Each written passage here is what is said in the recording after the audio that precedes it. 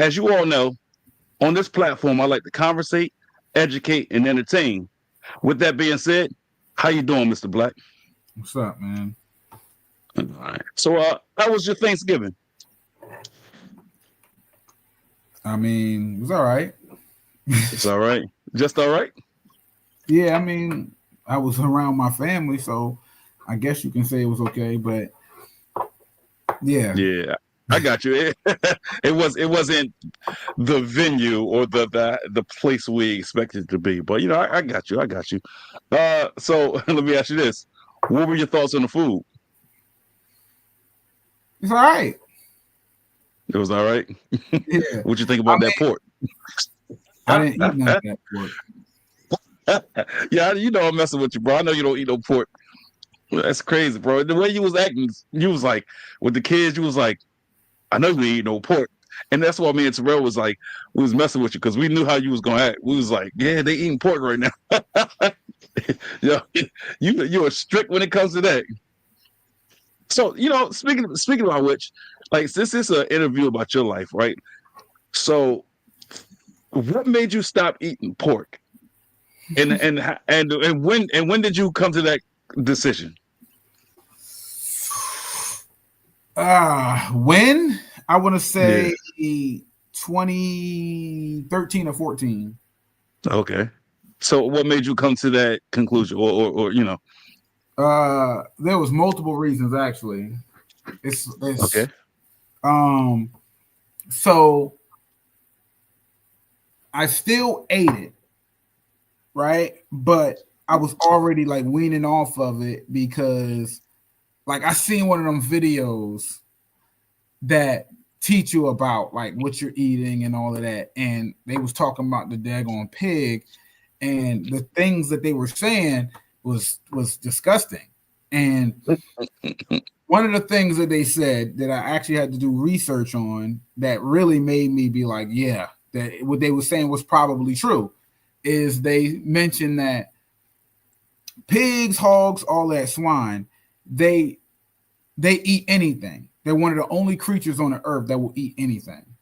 Hmm. So that's one thing. And what animals eat is in their bloodstream and their meat and all of that. So an animal that eat anything could be carrying anything, right? So Hmm.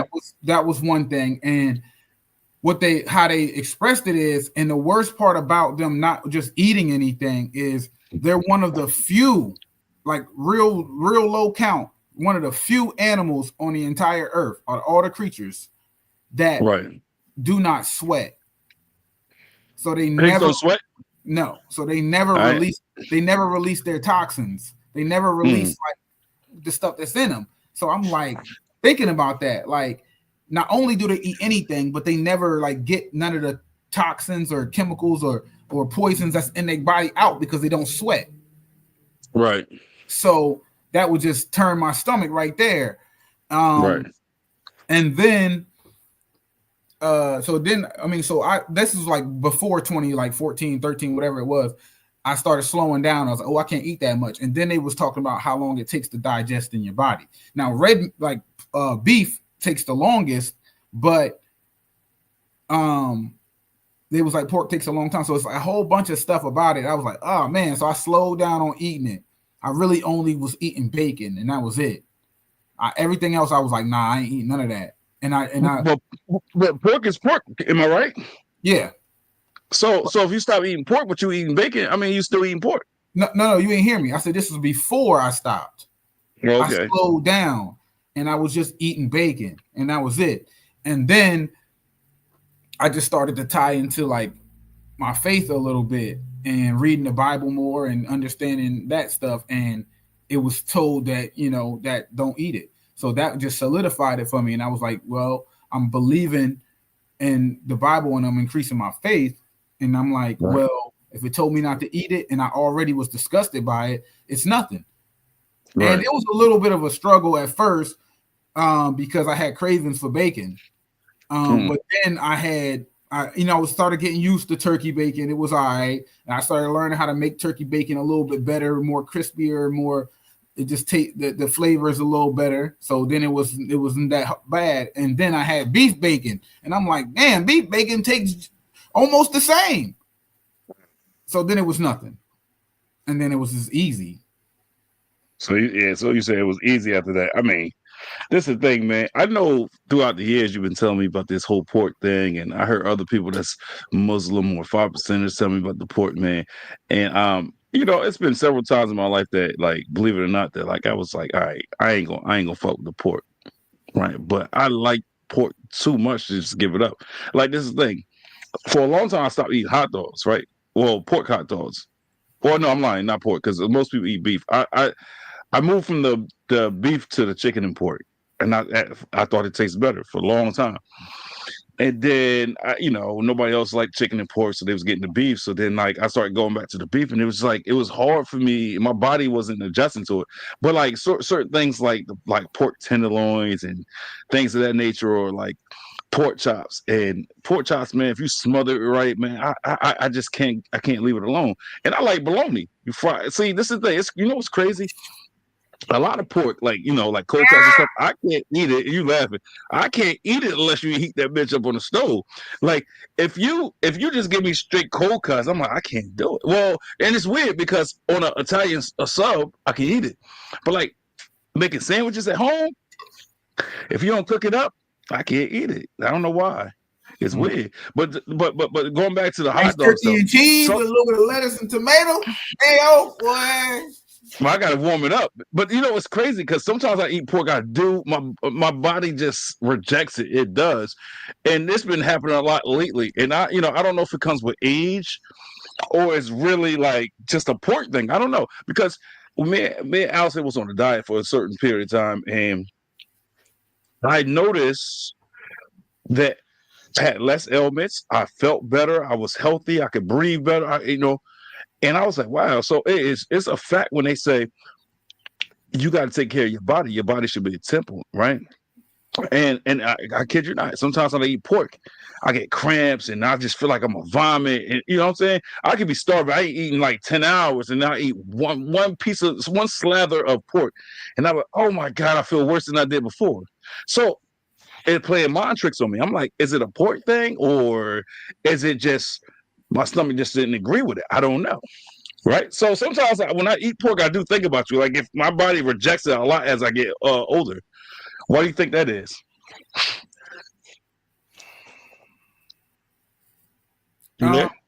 Yeah, I would probably think it's more or less right now along the lines of how the world government, whatever you want to call it, how they're doing meat right now. Right. So I would just probably put it towards that, because do I think pork is infectious to the body? Yes. But I don't think that somebody who consumes it on a regular basis would be affected by that. But if you didn't eat it for a while and then you went to it and that happened, then I would probably be like, because your body has been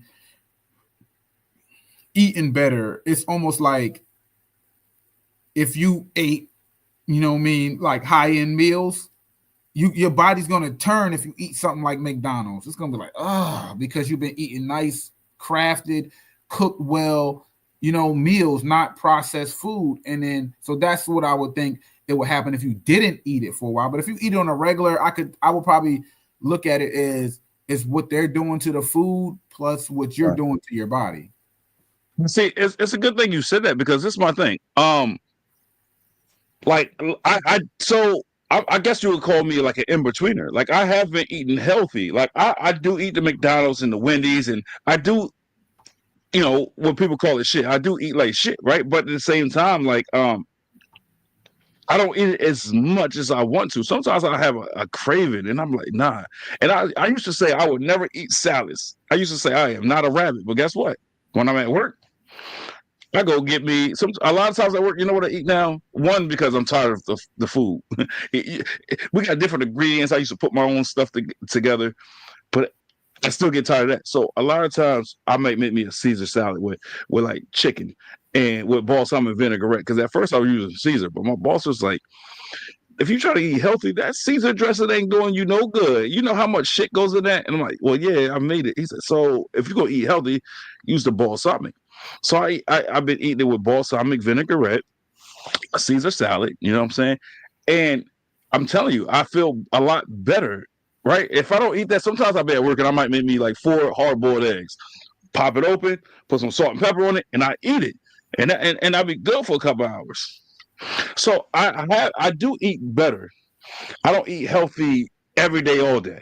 You know what I'm trying to say? So that's why I know eventually I gotta just watch what I eat. I gotta get on a diet, stay on a diet, not just for a weight thing, but just because my body takes to it better. Like not to get graphic enough, but like, when I eat freely, Allison and a lot of people tell me I'm weird. I might shit like 20 times a day, and that's minimum, and that's not no exaggeration. But when I eat healthy, I might shit twice a day. So that lets me, when I take time to sit back and reflect, I sit back and I say, wow, it is important what you ingest, what you consume, right? Because if you shit a whole bunch of times, that lets you know you eating like shit. Yeah, it just fucks your system up. You like, oh god, you doing a plank on the toilet, like that shit crazy. but so so sometimes I'll be eating. I do think about you, man, because I'll be like, why am I feeling like this? And I'm like, the first thing I say is, it must be with age. It must be because I'm getting older, man. And that's a scary thought in itself. I'll be like, damn, bro, like, I want to be young as long as I can. So the key thing is this: one of my best friends, he said, bro, he challenged me. He said, let's bet $200 on who can get in shape the fastest. And I was like, define that. So we had to break it down and come to a happy medium. Lose what did he say, like 10 pounds? And I was like, well, I don't really want to lose the weight. I want to lose the stomach, but I don't want to lose the weight. But so we made this wager, and it's crazy thing. He started working out. He be sending me pictures of, like, he got a home gym now. He got like 10. Well, no, he got 6 pieces of equipment in his house. Now, do he actually use? I don't know, but he sent me pictures, and I'll be sitting back like, damn, I betted him this money. And one thing about me is, if I bet somebody, I'm gonna pay up. So I haven't worked out, and I keep saying, "Oh, I'm gonna do it. I'm gonna do it. I'm gonna do it. I'm gonna do it." I just, it's hard. When you work a lot, it's just hard. But I don't know how we got on a tangent about the whole food thing, or at least me. So, let's get back on topic a little bit here. Unless you want to add something. No, I'm good. All right. So it's weird that mom had to share her birthday with the holidays, meaning like Thanksgiving, right? I wound up going home because I didn't know until the next day we all supposed to went out that night, but it didn't happen. So what did y'all end up doing for her? I went home. I had to work. Oh, you went home? Yeah. Oh shit! So you don't even know. So because I know Terrell. I know what they did, but I wasn't there. Gotcha. Yeah. So me and you wasn't there. I know Omar and Terrell was. Did Wayne go or no? Wayne's in Georgia. Oh, okay, because I know the next day they was at Parks Casino in Philly, and I don't know about no casinos in Philly, but they said Parks, and then we what's crazy? Oh, what day was it? Was it no, it wasn't Thanksgiving. Friday. Me and Allison went to Baltimore, Maryland, to go get a Rottweiler. And she is a big. I sent you pictures. She's a big fluffy thing. She weighed 31 pounds at 7 weeks. I'm like, this is crazy. But I know Rottweilers tend to be big dogs. But I was like, damn. As soon as I picked her up, I'm like, she got some weight. Mm-hmm. When we picked the Rottweiler, it's the same people that when we got the other Rottweiler we had, that you picked up for me. Same people, but when you picked the one you picked up at that time when we had a Rottweiler. She was longer and taller. This one, she's short, pudgy, and just girthy. And the thing is, they have 8 puppies, 5 males, 3 females. 1 female was the runt, and then so she was like, "You want the runt, the middle, the female in the middle, or the big one?" And my thing is, if I was getting a male Rottweiler, I was like, I wanted one with a big blockhead, you know what I'm saying? Want a big, but for a female, I was okay with getting the middle one. But I was like, let's get the big one. So we got her, and I love her to death. Every time I look at her, I just be melting. She just do it for me, right? But so yeah, it's crazy. So we talk about mom and her birthday. So you ain't go. So my next question was going to be, did she enjoy herself? So they never got back to me. So to your knowledge, did she enjoy herself? Yeah, I mean, she said she had a good time. Yeah, because that was one of my things, man. Because she was stressing. It was she wasn't even gonna come to Thanksgiving at Terrell House because she was like, "Oh, I don't want to go out for Thanksgiving on my birthday. That's just so stupid." And I'm like, "Listen, you'll be with family. We can plan something else." So I'm happy that she did show up. You know what I'm saying? So we talked about Thanksgiving before, like so. Thanksgiving for me it was straight. It was just a couple things that like I wish it was a little different. Like Terrell and Nestor, their space, they don't have a lot of space. We had the kids, so like it would have been better if the kids had their own little space. That would have been a little bit better. And Esther fell asleep early, and then the football was on. I thought we was going to be engaged with the football, but it was kind of hard because of the kids. So those little things just got in the way. But the most important thing is we was with family. You know what I'm saying? Because as you know, we Mary's in the hospital, mommy was just in the hospital, so it's like that's the most important thing. As long as we spend time with family as much as possible. So overall, I would say Thanksgiving was good. Right. So, like every Thanksgiving, traditionally people say they go around the table and say what they're thankful for. So I am thankful for you and everybody that was attended. You know what I mean? So all right. So let's just dive into your life for a minute. I'm going to ask you some questions, so the audience can get to know you a little bit. Um, if I ask you a question you don't feel like answering or don't want to answer, you can just say pass and we'll move on from that. All right. Mm-hmm. So I don't think I'm gonna ask you nothing crazy anyways, but it might be some things you be like, yeah, I don't want to touch on that. You know what I'm saying? So let's start off with this. What do you remember about life in East Orange, New Jersey?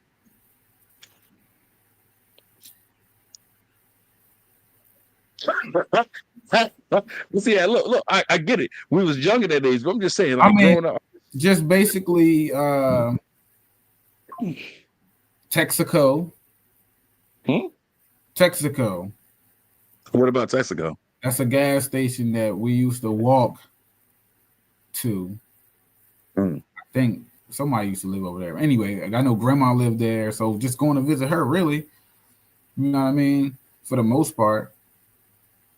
Yeah, because we lived in East Orange, New Jersey, but we was born in hospital which was in Newark.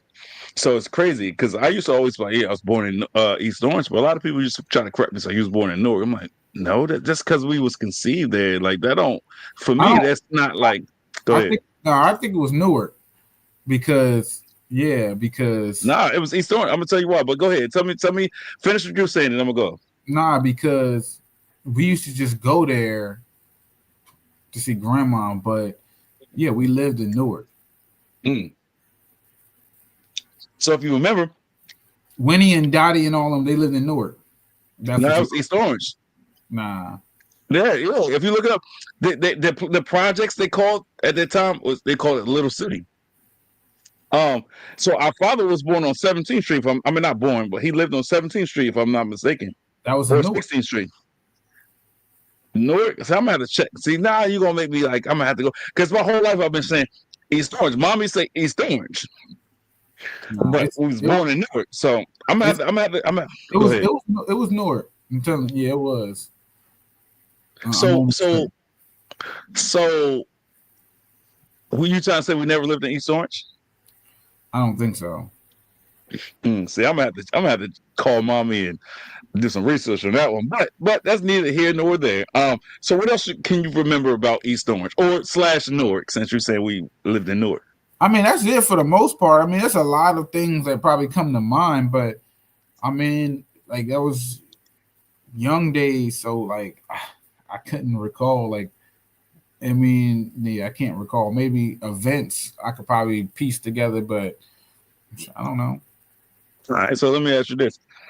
So the world don't know, but me and you, we lived it, right? Family, we know. So tell me about your time in foster care.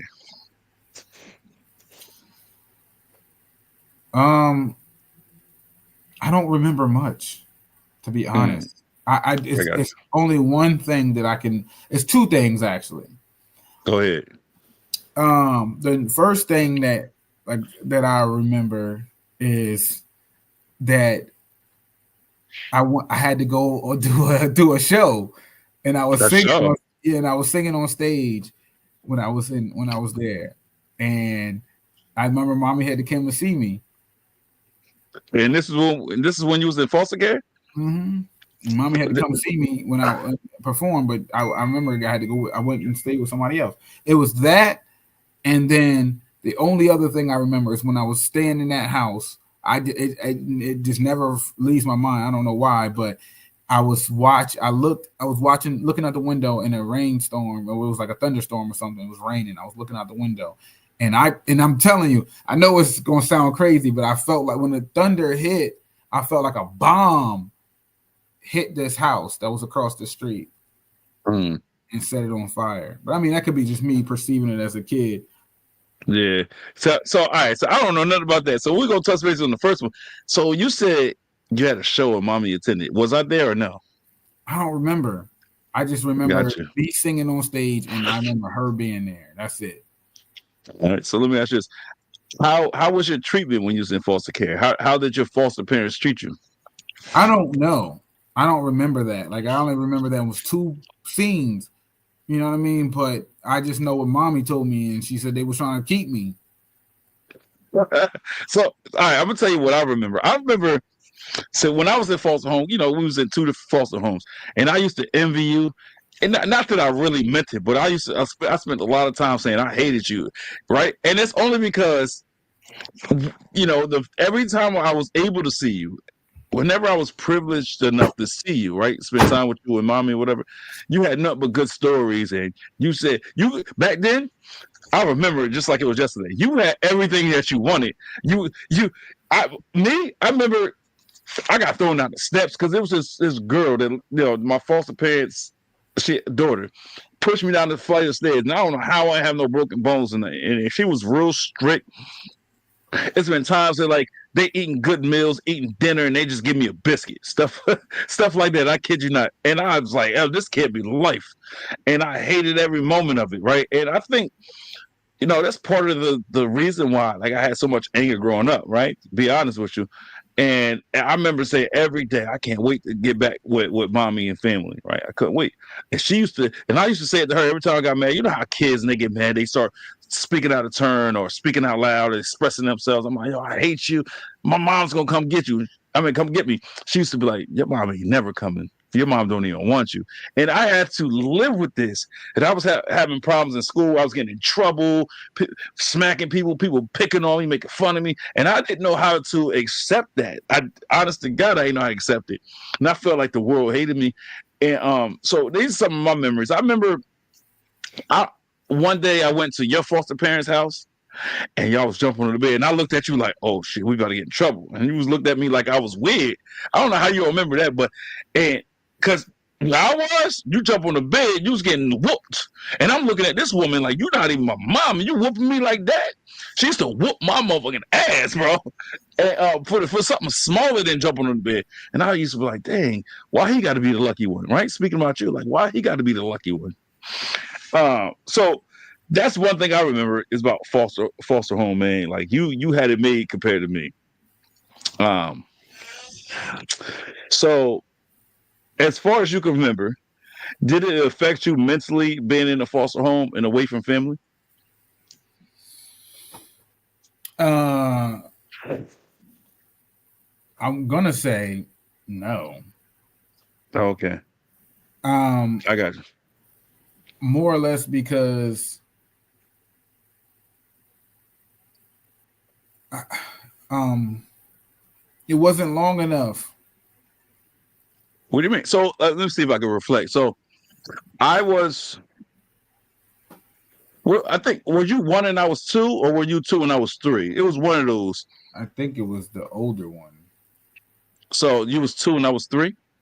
Because I know when we got back with mommy, I want to say I was five, I think. So you're a year younger, so that means it'd be 5 and 4. I feel like it was a little bit longer than that, but it might have been that time frame. But you said it wasn't long enough. Okay, okay. So did you think about our parents, or were you at that tender age where it was like a out of sight, out of mind type of thing?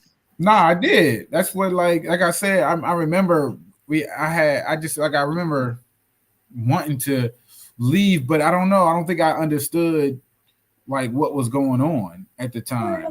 So it's okay. Hold on, bro. Hold on, hold on, hold on 1 second. Put yourself on mute. Put yourself on mute.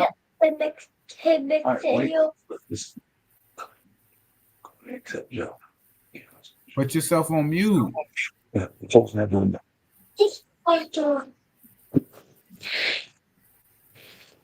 I apologize for that, man. You know, kids. The crazy thing. Close my door, son.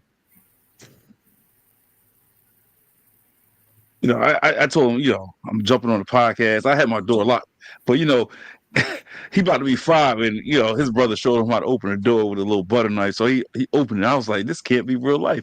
I thought I was really gonna make it through without him interrupting me. But anyways, back. What was you saying? I don't know. I think I lost my train of thought. So I think the last thing I was saying, I said, did you think about our parents? And I said, or was it like an out of sight of mind? That's the last thing I asked you. I said, yeah, because you know that's what the whole mission was. You know what I'm saying, is to get back. But like I said, like I don't think my mind was thinking about what was going on, or like, you know, it would be like more like a vacation. Like you don't forget your parents, because I remember still seeing mommy, but it was more like you don't know, you don't understand why, what's going on. It's just it is what it is. I got you. I mean, you know, in the beginning, I would agree. Like, I didn't know what was going on and things like that. I don't know if they came and spoke to you, but I know they came to speak to me when I was in school, because, you know, that's what they do. That's that crooked stuff they do. You know, they came and they asked these questions, and, you know, and as a kid, you just, you know, we're taught to tell the truth and all those things. And as I was speaking, you know, they said, write notes, write notes, write notes. And it's like, you know, that was detrimental to our parents, right? But at that age, I didn't know that. So to your recollection, did they come to you and ask you questions too? I don't remember. I don't remember like that. I got you. I got you. So let me ask you this: when mom was able to get us back, right, resume custody of us, how did that make you feel? I mean, I don't know. I can't remember that feeling to be like, hey, you know what I mean? It is what it is. So life is so grand that you just forgot about the past, is what you're saying. No, not necessarily, but it's like suppressive memories. You know what I mean? Like if it doesn't, if it's not effective or traumatizing to your growth, it doesn't. It's like out of sight, out of mind type of thing. But if you hold on to it, it's always going to be present. So Right. that's what like, you know, when you go through trauma, the best way to get through is to go through it. You know what I'm saying? So like if you had trauma, you got to talk it out. You got to get it out your system, because the more you try. Sorry, bro. Hold on. Hold on. Give me 1 second. Put yourself on mute.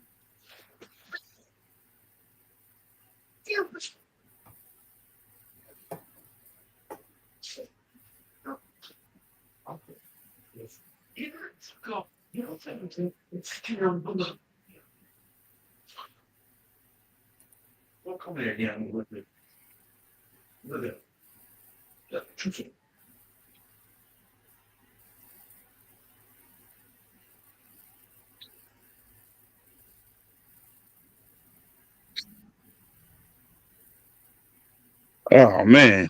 Again, I apologize for that. A lot of them said, "What's the T?"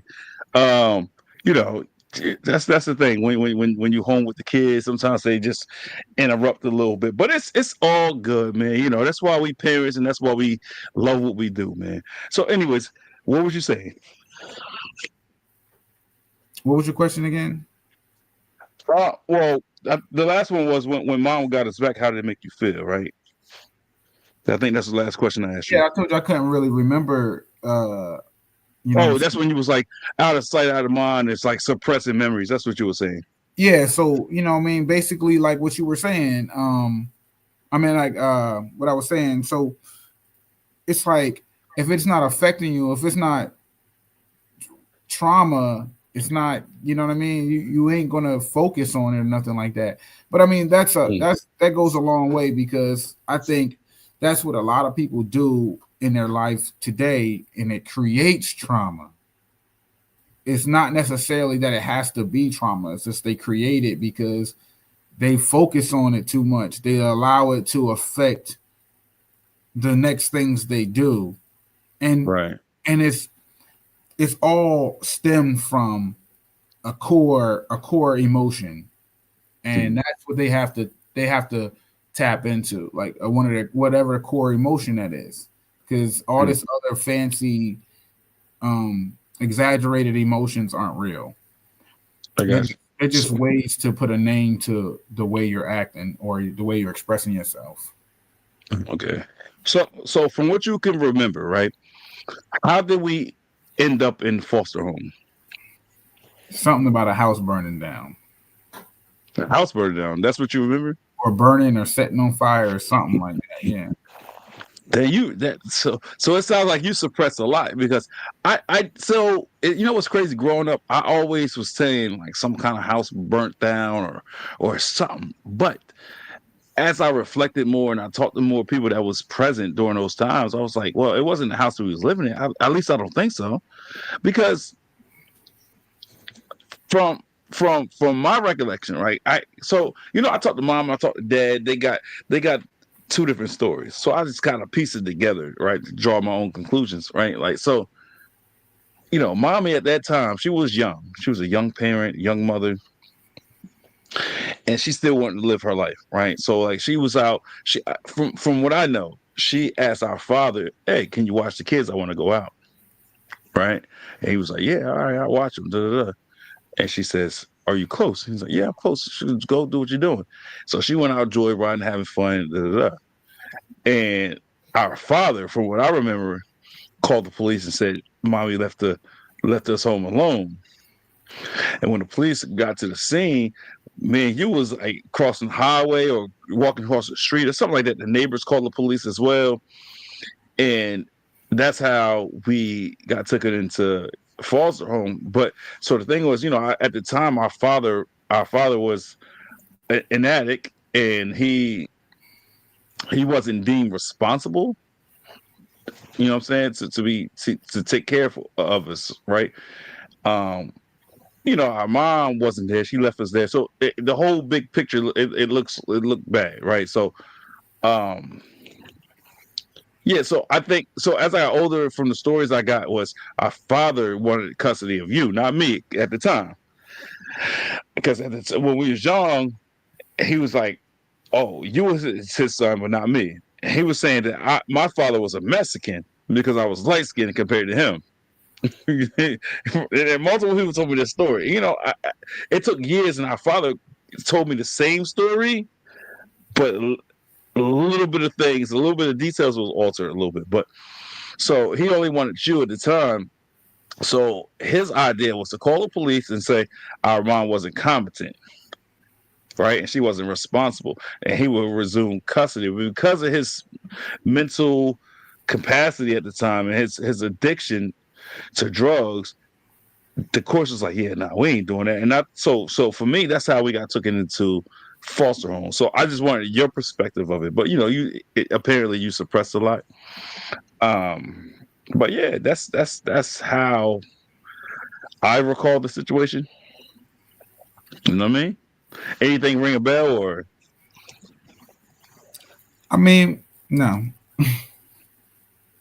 I've why you heard, say no? I heard, You say sprinkles of stuff, but I mean, like, it's just hard, man, because I really don't care. You know what I mean? So I don't think about it too much, or even try to talk to nobody about it because I really don't care. so You know what I so mean? all right. So let me put a spin on this a little bit. So do you don't think that people's past matters? You don't think it's important?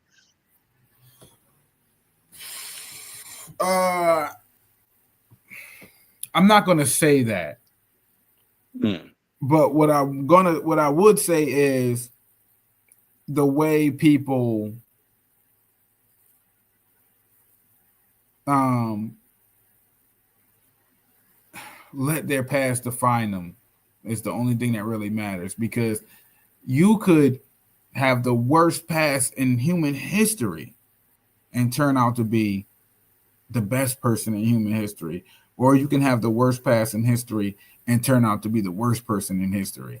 So it's that's how I look at it. It's like people go through crap, right? And despite of all the things that we go through, there's probably somebody who went through something worse, Right. right? I mean, that's always the case in life. But yeah, go ahead. Even those people who are going through something that's worse, even if they have the worst life ever, it's like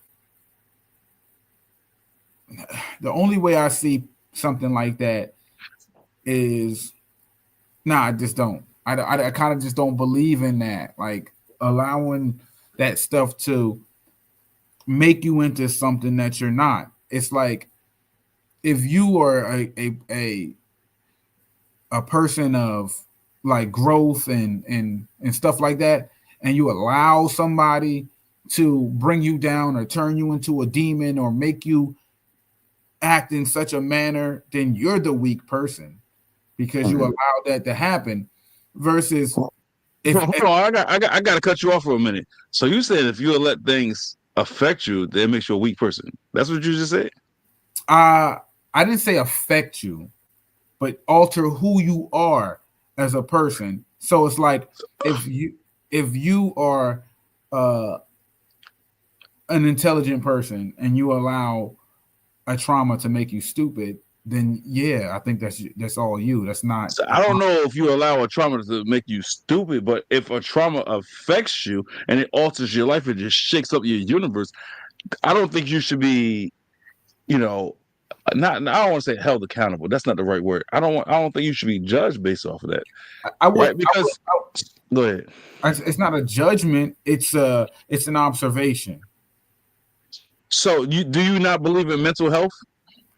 uh, I do to certain degrees. To a certain degree. All right. So before you go on, let me say this because the reason why this lit a fire under my ass is because I never believed in like the whole mental health struggles and mental until I start reflecting on my own life, and I'm like, yo, mental health is real. And when you say we let traumas alter your life, right? I always tell people, places, and things shape us and mold us to who we are. It's a lot of things in my life that, as a man, right, I spent years trying to overcome, and I said, I'm not going to let it bother me, but it does bother me. So I kept telling myself, how can I get past this? How can I suppress this? And to me personally, I don't think a person could truly suppress anything because I think it's going to lie dormant, right? So when it's dormant, a lot of people might say, "Oh, I suppressed it. Like it's gone. It's dead. It's never dead." Because I feel like traumas. All it takes is one trigger, something that could trigger you to remember that moment. And guess what? Now it's a bunch of chaos. Now you think about everything. Like I know for me personally, it could be one bad thing that happened in my life, and you know, for some reason, not every day, but like some reason, every negative thing that ever happened in my life, I think about all at one time. So then I feel like, oh, nobody likes me, or nobody respects me, or it's me against the world. So the more I sit there and say to myself that it's me against the world, now I feel like I got something to prove, not only to myself but to the world. That I'm going to be better than what you say I am. So in essence, what I'm getting at is this: traumas created that. So when you say it's a weakness to allow trauma to do that, I disagree. Because I look at myself as a strong man, a strong individual, but I cannot escape my past or my traumas. But see, you misinterpreted what I said. I didn't say that trauma doesn't affect you. I said it Mhm. alters who you are, because you have to know how to um control the flow of your the emotion that comes from the trauma. So, like, for instance, some people have traumas in their life, and like you said, it's a trigger. But when they get triggered, they don't go out and do something wicked. They go to the gym and hit a punching bag, or they go swim laps in a pool, or they go on a vacation on an island by themselves just to clear their mind. See, that is channeling your trauma. But they didn't change who they were. That's what I'm So, saying. I didn't say so it doesn't some, affect you. but some people can do that, right? So That means that go means ahead. that's what I'm saying. That person they have strength because they are able to conjure up their trauma and channel that energy or that stress or that depression, whatever it is, into something that's not against who they are as a person. A weak person allows, like, it's like having a hissy fit. The second it hits you, like, you go do something crazy because you don't have enough self control to say, you know what, I'm angry, and this trauma just, I mean, this, I got triggered, and I'm about to go to the bar and drink myself till I fucking have alcohol poisoning. No, I'm about to go take my kids out on a roller coaster because being that roller coaster give me a little high, and I can just forget about all that. Or I'm about to go running down this long path that is going to take me at least 3 miles before I get to the end, because now by the time I get there, I'll be exhausted, but my mind will be clear. Like, that is what I mean. Like, that's channeling your trauma. Right, so I got you. So I'm not saying this is what you're doing, but as you speaking, the reason why I'm so adamant and I'm so enthused about talking about this right now is because a part of me feel like you're attacking me because I I guess I'm like straddling the fence with that because it's my traumas and stuff. When I'm faced with adversity or I'm gonna say triggers, not adversity, it makes me want to go do the ill will things, or it might make me think of doing ill will things. So what I do with that, or at least what I try to do with that, is do something that's going to take my mind off of it, right? But that's just me pushing my problems aside. That's not me trying to deal with my problems. So this goes back to what I was saying about when you said it's a weakness. So I feel like you're saying that I'm still weak and I still got growing to do, which may be the case. But that's why immediately I was like, oh, and I had to jump in it because I'm at war with myself a lot of times. You know what I'm trying to say? Hmm. And that's fine. I mean, but Speak your mind, bro. it's I mean, like, it's kind of like if the shoe fits, wear it. So I'm making a general statement, and if you felt like it was to you, that means that type of what I'm saying is something that you have been through, and you can't accept the fact that it's a weakness. Although I believe that you believe it is as well. That's why you try not to do the wicked things that go in your head, because it's a weakness and you want to be strong. So you go against that because you're like, I can't be subjected to that weakness, and you know it is, but it's an offensive word to fit to for No, somebody to say you're weak. you're right. I mean, I do agree with that because it's a lot of times, yeah, like I said, I'd be like, oh, no, that's a sign of weakness. I can't do this. I can't do that. But the thing is, I have a lot of moments of weaknesses where I feel like, damn, I'm less than. This is not how a man's supposed to be. So I have a lot of moments like that. Are we all do? But I feel like I'm strong enough and I'm man enough to overcome that. But it's certain moments where I'm like, damn, I went against everything I believe in and everything I stand for, and I do succumb to my weaknesses at times, right? And I'm not saying that's not normal, but like when that happens, it infuriates me, right? And it makes me so when I try to be here and I uh, fall down here, right? It makes me so mad that sometimes I say to myself, yeah, I just want to inflict pain right now. But then I look back, I reflect on that, and I'm like, damn, why? Why do I have those thoughts? I'm better than that. But am I really better than that if I have those thoughts? I don't know. Well, it's like this. Um, you take it how you want to, but it's like this: having power, self Mhm. control, right? That is not. It's like in strength or whatever. It's like having the ability or the authority to do something, but having the intelligence to know when it's necessary.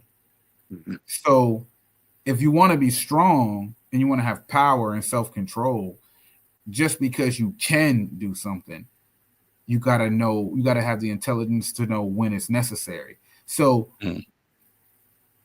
you might have more self-control than you think if you say, hey, I've been wanting to do some of these things, but I try not to. That's an increase in power.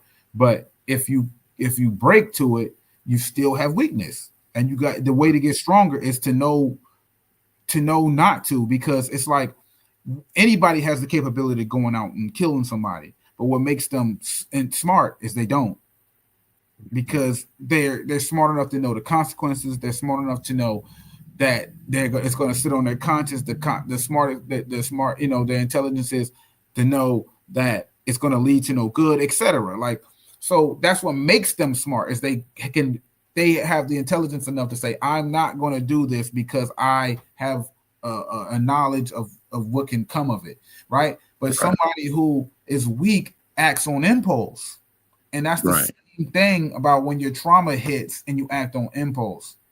You see what I'm Right. saying? You go take that hit of drug, or you go you go drink yourself under the table, or you go want to go fight somebody or do something like that. That's what makes you weak, because you don't have enough strength and self control not to, when you know the results. Like, that's what I'm saying. So it's like trauma is real, and mental health is real, but I think too many people want to excuse that what mental health makes you like. For instance, oh, you know better, but because of my mental health, I'm gonna do it anyway. You knew better. Stop. You knew better. See, I don't think people that's really truly suffering from mental health, I don't think they say, "Oh, I'm gonna use my mental health as an excuse." I don't think they do Well, that. it depends I on think it's it. just something It, that it, like it's hard for them to cope with or deal with.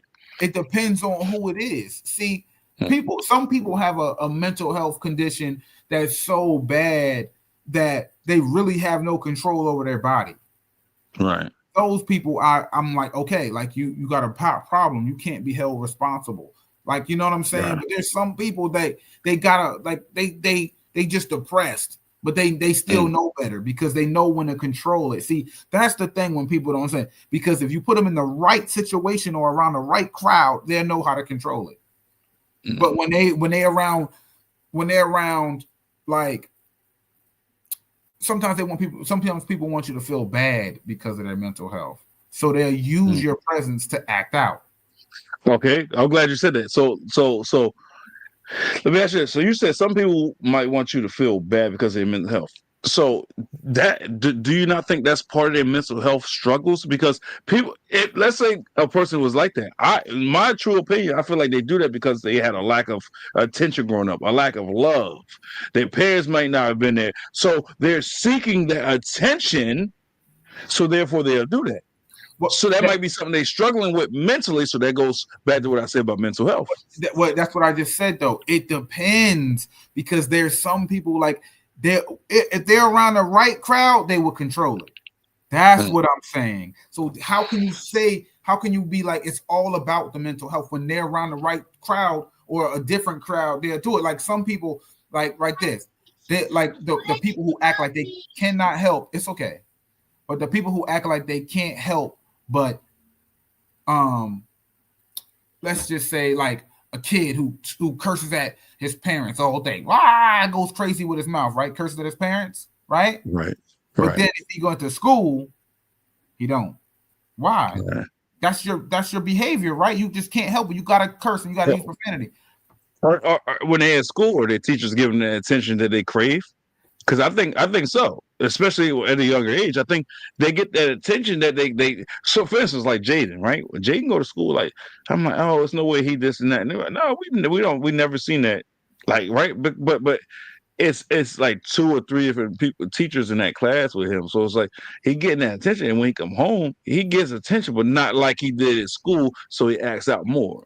I, So I I, think it's like I think it's a matter of that too, man. Because I, you I said mean, certain crowds might give you that attention, and the other crowds might not. So now you're gonna act up, or you're gonna do things to try to draw attention to yourself because you want that love and that respect and that admiration. I mean, now I mean, if you want to look at it that way, but that's adding like multiple. multiple things on. Like, you know what I'm saying? We can all paint a scenario that's going to fit our what we're saying. You know what I'm saying? I think, but when we deal with mental health, it's multiple layers. That's all I'm saying. Yeah, but I'm looking at it a general stance. Like, I think most people who have a mental health condition, like there's a lot of celebrities, there's a lot of like athletes, there's a lot of people, period, that have mental health conditions that are very functional. Mm. So if they're very functional, that means that it's not controlling their life. You see Gotcha. what I mean?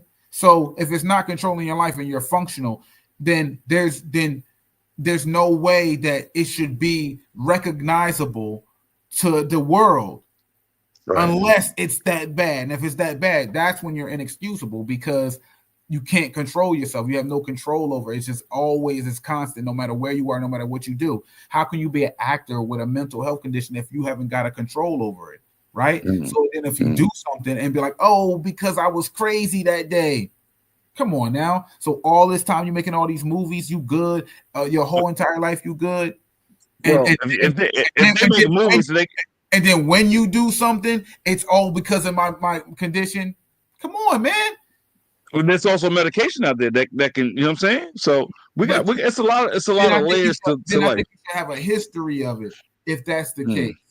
And then I people, got you. it shouldn't be so much of like an unknown thing because it's a history. Like this is no, that's how he is. He's like that. But people's like, what?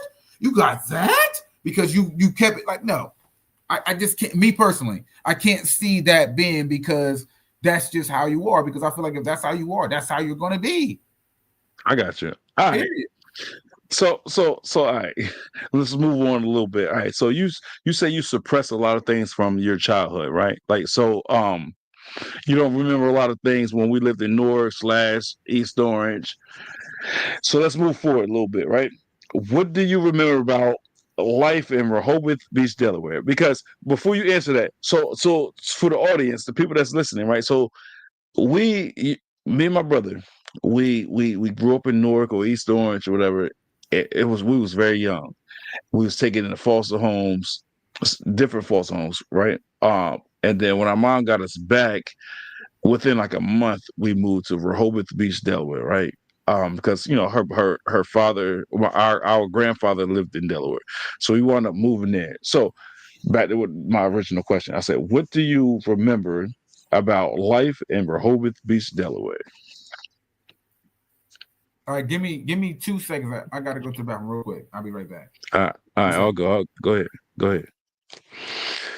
Yeah. So just up close in person for everybody that's listening to understand some of my guests. I'm gonna sprinkle in some of these interview style podcast episodes. So as I have guests on here, everybody had the opportunity to just know a little bit about who's live. You know what I'm saying? And then I have various topics from week to week that'll change. There will be some religious topics. My plan is to have two podcast episodes a week. One just on one based off religion. The other one is just on whatever topic I choose for that day. And like I said, I like to conversate, educate, and entertain. And hopefully, everybody that's watching, hopefully, you are entertained, and hopefully, you get something out of hearing the podcast. You know what I'm saying? So that's the goal. I'm looking to get better each day. 2025 is definitely going to be better. My guest is coming back, so we go back into the questioning. But yeah, 2025 is going to be a lot better. I've recently connected with a lot of other podcasters. I will be on their shows, and they will be on my shows. So that's a great thing, and it's something I look forward to. But yeah. Um, are you back, Mr. Jarvis? Yeah, man. What's up? There you go. No, I was just speaking while you was away. I noticed it was still muted, but I didn't know if you could hear me or not. So yeah. So what were you saying? When I asked you, what do you remember about life in Rehoboth Beach, Delaware? I mean, a lot.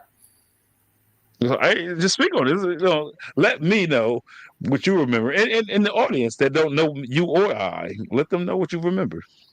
This is all about you. Um, hold on. All right. So basically, I mean, like, man, my grandfather, Abraham Lincoln Jones. I remember the Blue House Yeah, the Blue House. Yeah, that's yeah. across the way. You know what I mean? The Yeah. path to I think Ames was the name of the store.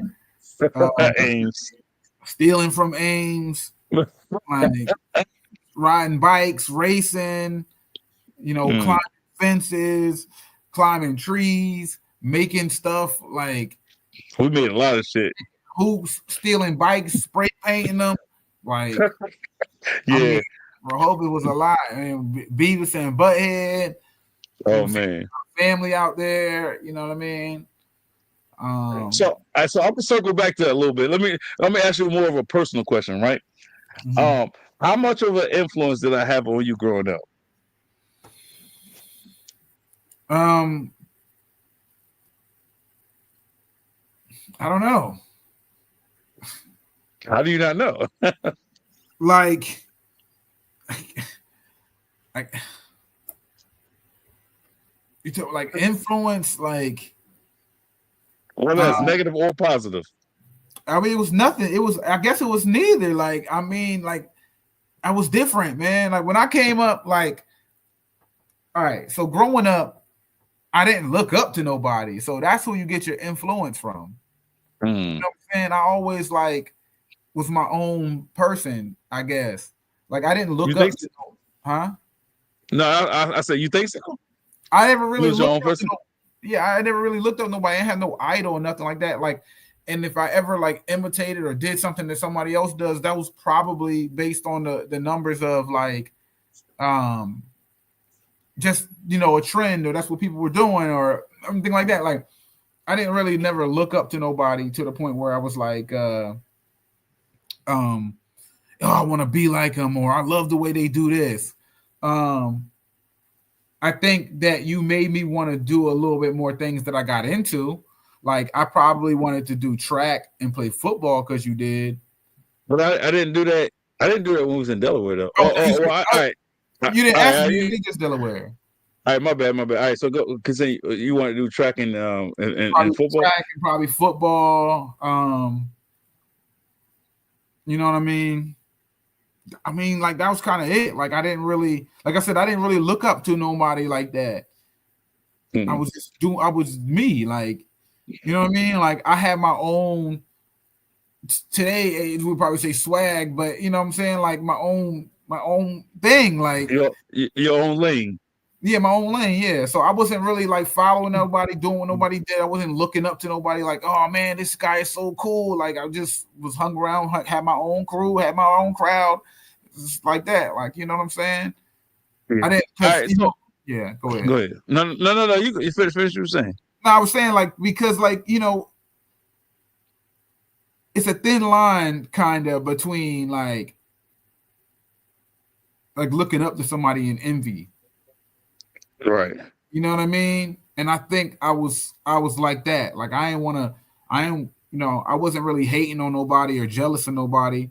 So I kind of Right. they didn't really have nothing that I wanted to where I was like that, or nobody really did anything that I felt like I couldn't do, I guess. So I guess Right. nothing really made me want to be like, oh man, I want to be like that guy, or he's doing this or like that. So influencing is a little bit, I don't know, it's tough for me, but you know what I'm saying. Like I think you probably inspired me to do certain things like that. Yeah, like play sports, run track, and stuff like that. Because I remember you were fast and all that good stuff. So Now, I will say, so you did take up football, but I don't recall you ever doing track. what you talk? What I did You track did, first of all. I did track in um in McDougal, but you was out by then when I came in yeah, McDougal. And then yeah. I also did track when we were in Oak Ridge Parkway. See, I don't remember that, It bro. was that That used little to, light skinned boy with the braces, and he was fast. Me and him was both fast, and we were trying to find out who was the fast. I can't remember his name. right. Yeah, I don't recall that one, but yeah, but that's years ago. So all right, so all right, let's get a little bit deeper. Let me ask you this: how did you view me as a brother? growing up? I guess as a brother. Yeah, You that's a little vague. That just because like I don't know, like you want like these critique details or something. Like I spent time thinking about it. Like you was who I get. You was a brother. You represented what I thought a brother should be. Like you was an older brother. Like you know what I'm saying. Like but we were close in age, so we kind of hung out and we was like tight. Like we was like friends and brothers. So it wasn't really, you know what I mean. It wasn't like right. my big brother's doing X, Y, and Z, and I want to do it too because nigga, we did the shit together. Like, you know what I mean? Like, Yeah. I got you. All right, no, I respect that. So look, so when we was in Delaware, right? You know, mom had two jobs, right? And we didn't see it as much as we wanted, right? How much of that bothered you that we wasn't able to spend time with mom? Did it bother you or did it not? Or were you cool with just doing our own thing and just we had all the necessities we needed? We had a roof over our head, we had food, we had clothes. Was it a matter of that, or did it bother you that we wasn't able to spend as much time as we wanted to because she worked two jobs? I think that I think that her not being there a lot was more like prominent to my brain because of who you had to deal with. We had to deal with our grandfather. We had to deal with our uncles. We had to deal with the lady next door. Like watching. Oh yeah, I forgot about that, but yeah, dealing with all of that shit. That's Angelina. Sometimes like all of that made me, I guess. So yeah, it affected me that she wasn't around. But I think it's more of that than it is her not being around because she did provide. Like you know, we had video games, like you know, we had clothes, like so, and we had food. So it was like she was providing. So I think I wasn't thinking too much about her presence. We went to school, came out of school, and you know what I'm saying. Then we'll see her for a little bit, and she might be gone. But it wasn't as bad until you had to be watched by all these other people. right. And I want my mom here, like so. In that case, I think that it was more. It hit the head more in the frontal lobe because of the other people more than her absence. Right. Yeah, you know what? I kind of agree, man, because you brought up we had video games. The one thing I can say about our mother, man, you know, I used to get teased and made fun of a lot growing up when I was younger. Because in school, you know, I went in school, they'd be like, "Who's your hero?" I ain't say. I always said, "Mommy."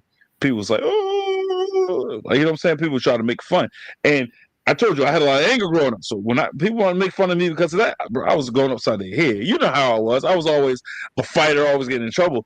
But one thing I would say about mommy is, man, you know, besides the fact that she was a strong, independent black woman that always made it through, even in times where I counted her out, she proved me wrong. She said, motherfucker, uh-uh. I am here. I am a queen. I am a black, strong, independent woman. And I said, I spent a lot of years saying, I don't know how she did it. Right. And mommy was my measuring stick for my life. I said, if she could do it, I can do it. You know what I'm saying? So that's why sometimes when people speak to you, it moves you, right? If you can relate, or somebody that you hold near and dear to you, if they able to make it out of a struggle, it makes you feel like if they conquer the world, I can conquer the world. And that's how I looked at it. That's why whenever the question was asked, who's your hero, I always said mommy, right? But the one thing about her is she might not have always had it, but she never wanted to see us without. So when you mention video games, she always found a way to get us whatever we wanted, even when she didn't want to. When we was into the wrestlers growing up, we used to go to the store, we used to cut up. We don't never get nothing. You don't never get me nothing. Guess what? The next day we wake up and it was there. We wake up, it's there. Remember that one time the blizzard? She almost had multiple accidents. It was a blizzard because we wanted a specific a specific game. I forgot what game it was, and she drove in that blizzard. And man, you was in the backseat. Well, I don't want to speak for you, but I know I was scared because she was swerving, drifting, and I'm like, oh, this is crazy. Why is she even driving out here? But she did it for us. We went to Toys R Us. It took us like 2 hours to get there. Right? I forgot what town it was, and we got that game, bro. And that's one thing about mommy. She always came through. She was clutch. Put it that way. She was Kobe Bryant. She was Michael Jordan in the clutch. You know what I'm trying to say? And it's been a lot of times. Did we deserve it? No. But I think that a lot of times that she did those things is because she wasn't spending the time that she wanted to with us, and she recognized that we wanted to spend more time with her, right? But it wasn't feasible, and I think that's why she did it. And people say it's hereditary or generational curses. Like I'm gonna say with my kids, the way I work, I go to the store. Sometimes they be bad as hell, and I go to the store and I just get them something just because that's me trying to compensate for the lost time. And it's crazy. You used to tell me years ago that like that's not enough. But I was like, yeah, whatever. It went in one ear out the other. But Jalil started telling me that like a year ago. And he was like, that's not enough. Buying me things is not enough. I need you. And as a man, it breaks me down. I've went to work plenty of times and spoke to my boss about it. I'm like, look, this is crazy. It's breaking me down, bro. For my kids to tell me that, and this is just one. What if all of them told me that? I don't know where I will be. So that's why mommy was clutch, man. She's MVP. You know what I'm saying?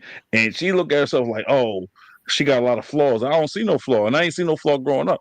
Because everybody has flaws. Nobody's perfect. But to me, in my life, mommy was perfect. Because for me, I think a perfect parent is the one that never stops trying, never stops trying to provide. To me, that's perfect. You can have individual flaws, but as a parent, that's what makes you a perfect parent to me. What do you think about that? Yeah, I can agree with that. Heard that. Much respect. So you mentioned Ames when we were still in Ames.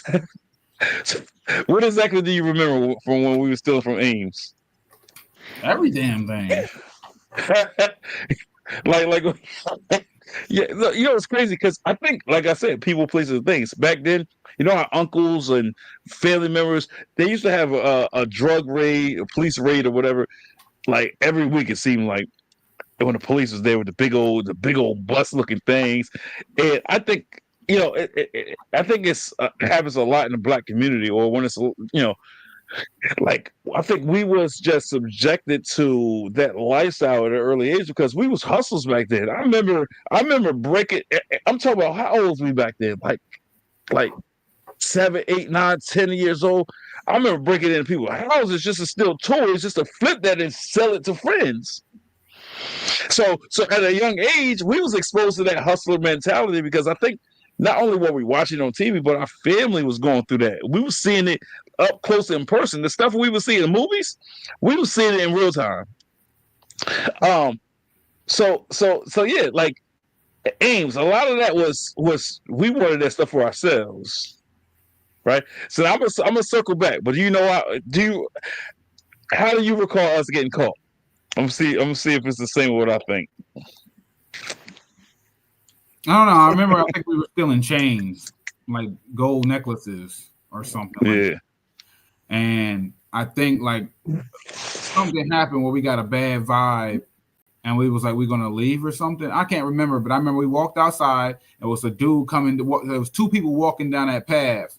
Yeah. Up towards us, and we was like, oh shit! And we tried to turn around, and the dude came around the building. The other side, yeah. The other side was like, nah, y'all going to jail or something shit like that. And so this is the thing. This is how I recall. So I think you got a little cocky, a little arrogant, or you felt invincible because I was trying to be more strategic, right? Like I remember being in the store, and I'm trying to be like sneaky, and bro, you was like, I remember just like it was yesterday. At one point, you was like looking up, like you was looking in the sky, like you was looking for a camera, and you was like poking in your pockets and just not trying to be secretive about it. And matter of fact, when we got caught, all right, let's I'll circle back to that. So we went outside, we left out there, we had chains, we had clothes. Remember we used to bundle up with clothes under our clothes because we was hustling that. We was trying to sell that to our friends and people in school at the time. And we had toys, and then they had this big old little trailer thing, and we was trying to hide behind it, and then we see like 2 or 3 people walking from the path. We tried to be still. And they was like, "You stop right there." I remember digging a hole in the ground trying to hide some of that stuff so we won't be caught with that shit. And then we try to go the other way, like you said, and then like some guy came from that way, so we was like, we knew we was fucked. and they pulled us in the little office or whatever, and they showed us the cameras when you was looking up at the sky and just stuffing it. And I remember saying, like, you the reason why we got caught, right? Because the only thing they had me on camera was doing is pushing this teddy bear. Because when I took stuff out of packages, I put the empty packages or the open packages behind the stuffed animals. The only thing they had me in camera was doing was pushing the stuffed animals because they kept trying to fall down. But you was like this, like you don't care. Oh, we also stole baseball cards, football cards, because we was flipping shit. We go to school, we $5 for this card. You know what this is? It's Emmett Smith.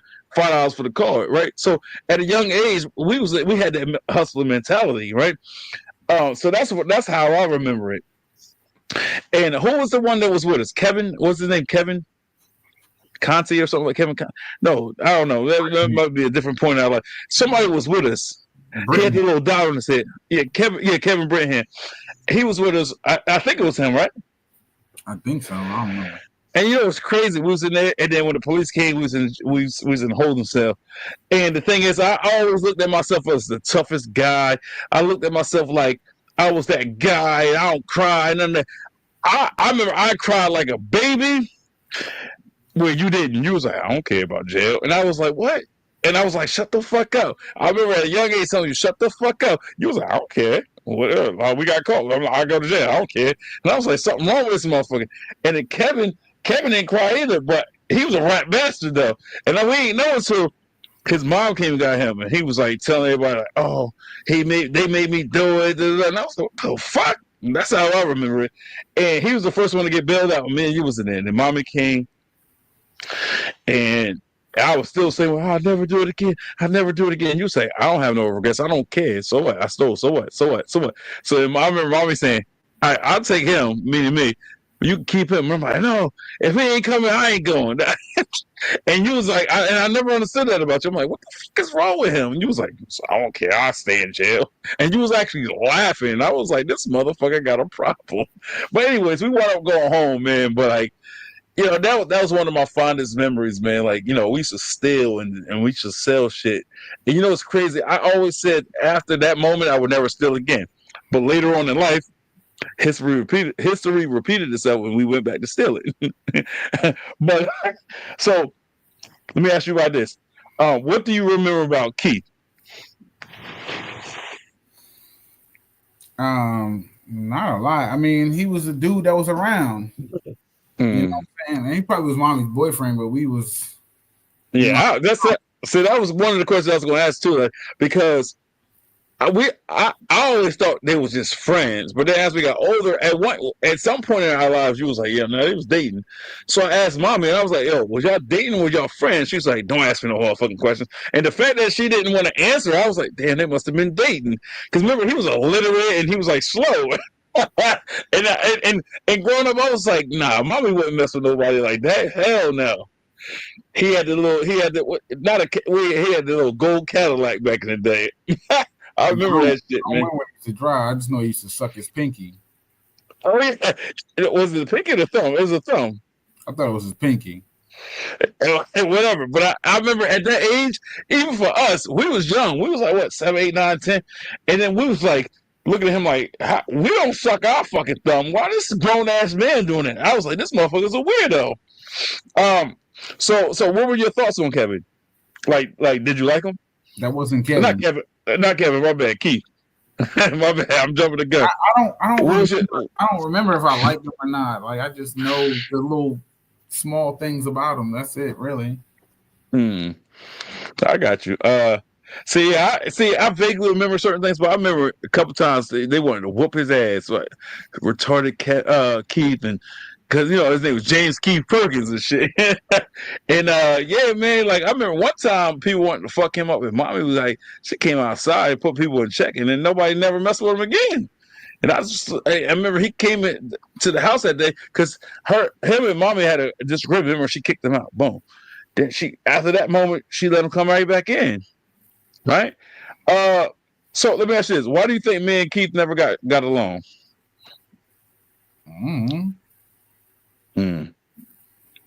So somebody loved it. Let me see who this is. I don't know who this is. DeMarcus Brewster. I don't know who that is. But they love the. They say they love the episode. So one of my fondest memories of Keith, man. I remember, in the living room, like, cause he always favored you. He didn't like me, man. And I remember one day he came home with a whole bunch of snacks, Debbie snacks, cookies, chocolate chip cookies, oatmeal raisin, and y'all was just eating that shit. And I was like this. I'm like, yo, Keith, let me get cookies. He said, leave me alone. So give me a cookie. He said, leave me alone. You remember this? And I'm like, you gonna give me some of their cookies? And they start crying. Tears like, my punk ass up. Give me some fucking cookies. And I remember, bro, he's jumped up, bro. Man, bro. And I remember that day. I slapped shit out of him. I don't know if he hit me or he grabbed me that day. I don't remember. And then he grabbed the whole thing of cookies and he just stumbled them up like this. And I'm like, you wasting the fucking cookies. And that's one of the memories I remember, man. And like the crazy thing is, back then you ain't have no emotions. Like you ain't say, "Oh, yo, bro, you overstepping," or you out of pocket, and or you never jumped on his side. You were just there for the ride. And I was like, I don't know. I guess being your brother, I thought you would have been on my side, but you were always just like, oh, whatever. You just fucking them cookies up. I remember that we had a lot of moments like that. He always wanted to take you somewhere, not me, and I couldn't accept that either. And the crazy thing is, I wanted him to include me, but at the same time, I didn't care for that man. I didn't like that man. I ain't respect the man, right? So that's weird, right? How you don't like somebody or respect them, but you want them to take you everywhere. How that make sense? It's like I don't know how to describe it, but Right. I mean, yeah, it's almost like because of being left out. Mm-hmm. You know what I'm saying? It's almost like people who get abused. Sometimes they want the abuser to still give them attention because it's better than being alone in a sense. So they kind of like sometimes they even do stuff to get that person to abuse them because that's the at least they're getting their attention. You know what I mean? So it's something Right. like that. Like, you know what I mean? Somebody he might be offending you, but you know what I'm saying? It's better for him to offend you than to discard you in a sense. Right. I got you. So may God rest his peace. I mean, rest his soul. My bad. Fuck that up a little bit. But what are your memories, or what are some of your memories of our grandfather on our mother's side? I mean, Abraham Lincoln Jones, uh, drinking, Yeah, he did that a lot. Purdue chicken, and Yeah, he worked at Purdue. Yep. and I mean that's stuff like that. I mean, he was our grandfather, so you know he was around. He did his thing. I remember, you know what I'm saying. I threw a cat on his head. He slapped me. I remember. No, he ain't slapped you. He slapped me. No, he slapped me. You sure? I'm Because I 100% remember. positive. So for the listeners, for the viewers, right? Like I remember, man. Like you know, Jarvis was an instigator. I mean, I might have been an instigator at some points in my life too, but I remember my grandfather, or our grandfather, he would sleep on the couch. It was a gray recliner. He was just sleep like this, and Jarvis like, dare me to throw a cat on his face. I'm like, yeah, don't do it. We had a cat. It was an all black cat, jet black, and it was a her, right? It was a girl, right? I don't know. The cat's name was Midnight. And I was like, no, don't do it. Don't do it. Now, mind you, he said, dare me to do it. I'm like, yo, don't do it. He grabbed that cat. He launched it on our grandfather. And the cat, I guess because the cat was scared, it front paws, back paws, sunk them nails in the face. And he jumped up and threw the cat. He was like, you motherfuckers. Our grandfather used to call us armadillos. He's like, you motherfucking armadillos. And I'm like, oh, no. And I remember we ran that room. Jarvis, he didn't even try to hide. He was just standing there like this, with his eyes big as hell like an owl. And I hid under the bed. Next thing I know, our grandfather's, he took the mattress off to the box spring. Now I'm exposed. I'm like, oh, nah. He grabbed my leg. I kicked, and I ran. I went right in the kitchen under the table. It was a wooden high top table. He threw it over. He grabbed me, choked me by my neck, and lifted me off my feet on the wall. And I was like, oh, I ain't do it. I ain't do it. It was him. He said, no, you motherfucking did it. You did it. You did it. And I'm sitting here like, this is crazy. So, like, to give you a little insight of our lives, man, like, no matter what I did right, like, I always was the scapegoat. I always was the one that getting in trouble. Now, I did a lot of fucked up shit growing up, but even when I was innocent, I was guilty. Which was crazy. I did not do that. I told him not to. He didn't put hand, but he said all right. So Jarvis said he got slapped. I don't remember that. I remember I got fucked up. That's what I remember. I remember getting fucked up, and I was like, "This ain't right. This ain't fair." And the crazy thing is, our mom came home and I told him, right? But it's our grandfather, but it's her father. So you think mommy said something to him? Nope. He said, "Well, y'all should have did it." I ain't do it. I ain't do it. So that's one of the memories I remember him. And you mentioned him working at Purdue, man. So we live in so the house we was living at when we was in Rehoboth Beach, Delaware, was our grandfather's house, but he also had a trailer in the back, so he allowed us to stay there. We stayed there like rent free. He wasn't asked for nothing, and he lived in a trailer, And one thing I remember about our grandfather, man, he used to make the best chicken and dumplings I ever had in my life. And so me and Jarvis, we used to hate going over there, but we always wanted to go over there for them chicken and dumplings. And every Sunday, we hated going over there because all he wanted to do was watch football. And at the time, we couldn't stand no damn football. But we went over there for them chicken and dumplings and those potato chips. He used to give us a whole bag of potato chips and some chicken and dumplings. And we loved it. And that's one thing I remember every Sunday we look forward to. You know what I'm saying? You remember that, right? I remember eating chicken and dumplings. Yeah. So that's one of my memories of old Abraham Lincoln. You know what's crazy? Growing up, when I used to say our grandfather's name was Abraham Lincoln Jones, his name ain't no Abraham Lincoln. Oh, they used to try to clown me on that, and I used to smack the shit out of people. Bing, bang, bang, like, you know what I'm saying? And people were like, "Oh, he's so problematic." Because back then, if you say anything negative or you try to laugh on my expense, the only thing I want to do was fuck you up, and that's how it was for me growing up. Because back then mentally I couldn't deal with those things. I didn't know how to properly cope with those things, and I'm like, "Yo, what you laughing at me for? I ain't no punk, ain't no little bitch," and that's where I looked at it. One of the things I loved about living in the house on Hebron Road in Delaware, because remember that's where it was, Hebron Road, right? Was that big ass yard that we had, right? It was almost the size of a NFL football field, right? And we used to play football and all sorts of things. I remember one of my fondest memories is we was playing football and people wasn't as athletic as me as I remember it, or as fast as me. And I remember they threw you a pass and I was guarding you. I was playing defensive back and you was a receiver and you caught that pass. You know where I'm going with this? You caught the pass. And remember, it was the two trees and you ran between the trees and I karate kicked you in your back into the fence, because I was so mad, and I was like, oh no, he screwed on me, and at the time I ain't have no thoughts about it, but afterwards I felt bad. I kicked you in the back, you blindsided, you ain't even know it was coming. I kicked you because you scored a touchdown. But yeah, that I used to love playing on that football, well, not football field, but that field. We had so much land, and I remember way back in the back. Right? Remember, we built our own. See, this is kids these days. They don't know what it's about to be outside. Remember, we built our own basketball goals. We took what was it, a 2x4 or no, 4x4? We dig the hole in the ground. We put it in there. And then we used crates. We cut we sawed off the bottoms. We made our own basketball goals. We had one on this side, one on that side. We had everybody wanted to come to our yard because we had a big yard, and everybody came there. We had so much fun. We played basketball. We played football. We played dodgeball. We played kickball. We played everything. Right? You remember what we used to say? It's time to dress up. You remember that or no? I remember that phrase. I don't remember what we used to. Then we used to dress up like Power Rangers and shit like that. Yeah, that's when we were so big on Power Rangers and stuff. And we used to say, it's time to get ready.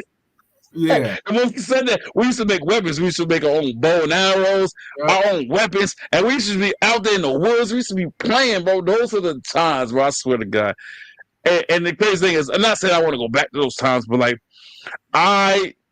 those are my fondest memories, man. And I enjoyed myself growing up. I did, and we might not had everything, but we felt like we had everything because we had a mom that cared, a mom that always came through. Like she was clutch, and on top of that, we was outside. We wasn't in the house like these kids are these days. You know what I'm saying? Making weapons and just playing basketball, playing football, and life was good, man. Remember when we used to take like sticks and rakes and we used to whack down the trees. And remember we made a pathway in the woods. And remember we made that tree house. Mm-hmm.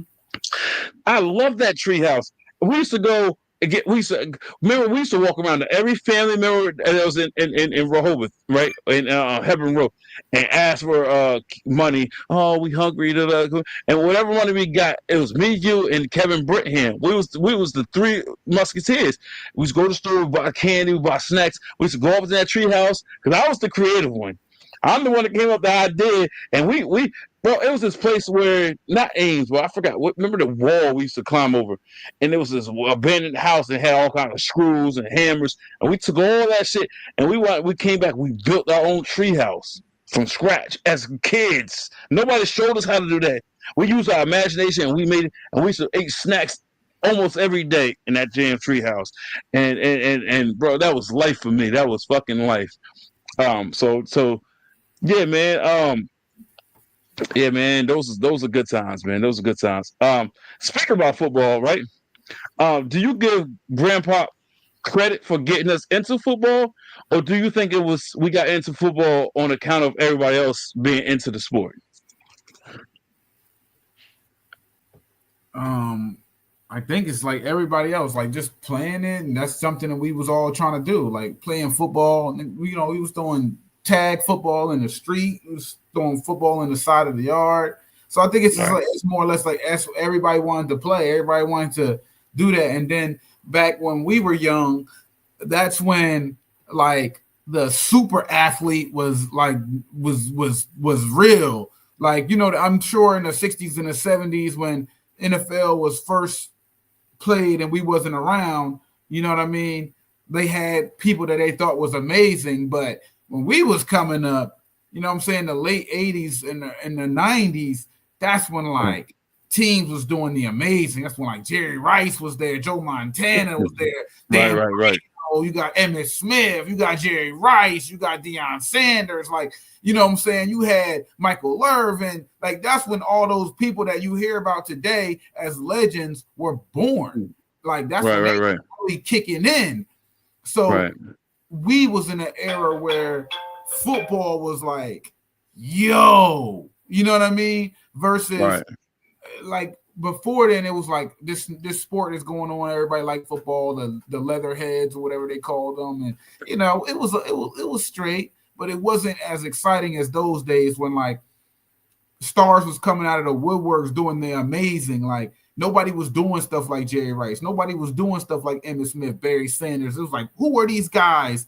You know what I mean? right, Roger Craig and you know what I'm saying, Lawrence Taylor. Like these are people like, yo, they doing damage out here on the field. You know what I'm right, saying? Like, right, right, so we was like, we wanted to be like them. Like everybody wanted to be a running back. You know what I'm right, saying? Or a quarterback. He was one of the two.